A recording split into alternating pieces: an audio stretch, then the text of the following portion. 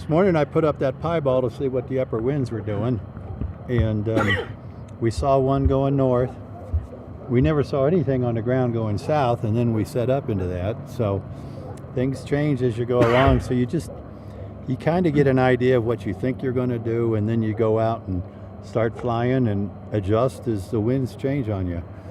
As the sun warms up the air, the winds are going to change. They always do.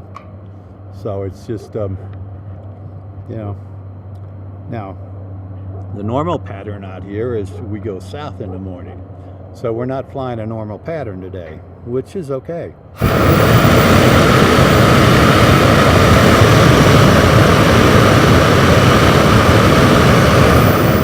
And if I get up here and I drop down and those southern winds on the ground aren't there, then we'll have to land because we're not going to go up on the mesas. It's a bad idea. It's kind of hard to get up there. Yeah, well, that's why it's a bad idea. Recovery. You got to consider, can the crew get there to get us back?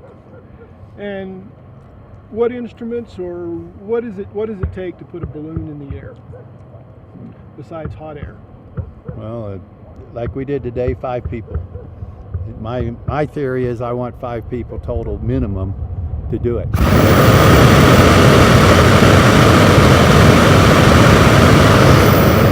Other than that, yes, I have a couple instruments, but I'm really not using them. I'm just watching where I'm going and trying to kind of maintain height because this is the direction we want to go. That's all it is for ballooning, is changing height to try to get different directions. Some days it works, some days it doesn't matter what altitude you're at, you're going the same direction. Today seems to be one of those days where we should be able to get another direction. Kind of create a box, so to speak. It was working this morning. I don't know if it's still there until we go down there. We don't know because you can't see the wind. Right. So you're just, when you're by yourself, it's maybe it's still there, maybe it's not.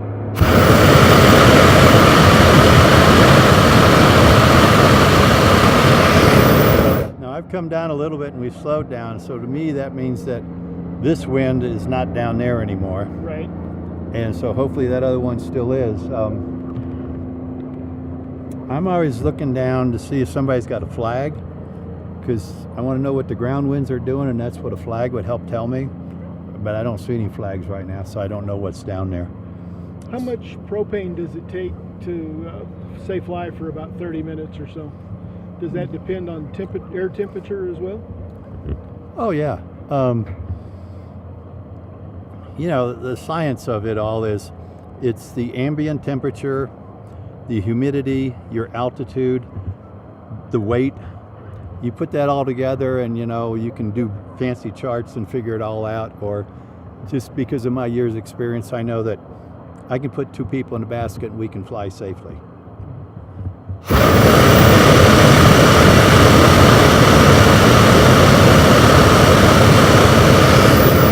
This system is rated for 3 people plus pilot, but I prefer just 2.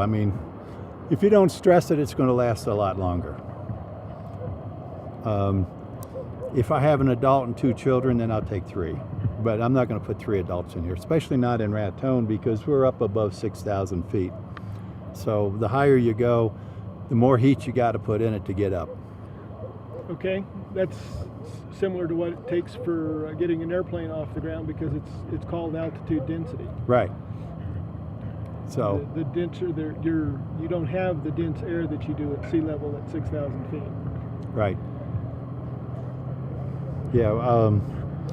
I flew once in Scottsdale, and I flew for over 2 hours. It's the only time in my life I've flown for over 2 hours, because I was at 1,500 feet altitude. It just flies a lot longer. Right.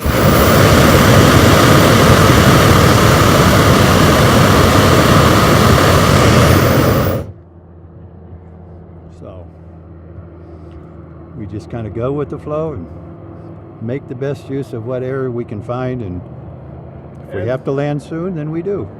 As the balloonist poem kind of says, you're flying with the wind. That's the truth. No getting around that. And on a very rare day when there is no wind and you just come up here and kind of sit, That's a boring day. It's easy on the crew. They don't have to go far to get you. Well, thank you, Tom Gardner. Sure. Glad to be in Raton.